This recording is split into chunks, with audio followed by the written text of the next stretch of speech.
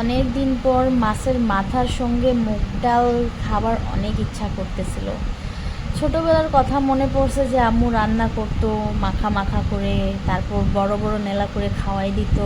অনেক স্বাদ থাকতো। একটু রাগ করতাম যে এত বড় নেলা দেয় কেন, খেতে পারি না, এত বড় মুখ না আমার, এই সেই অনেক কথা হইতো তখন। তা এখন বুঝি যে সেই জিনিসটা আমার ভালোবাসা ছিল। এখন ওই জিনিসটাই আমার খাবার অনেক ইচ্ছা করতেছিল, মাছের মাথার সঙ্গে মুগ ডাল।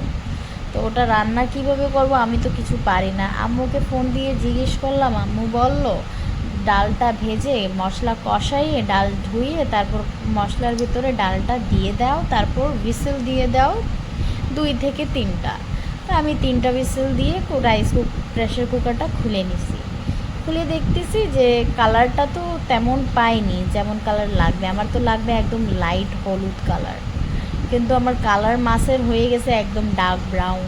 ওই কালারটা দেখে একদমই মনে হচ্ছে না যে ভালো হবে।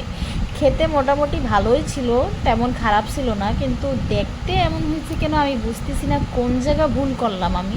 প্লিজ কমেন্ট করে আমাকে বলবেন, জানাবেন আমাকে যে কী ভুল হয়েছে আমার।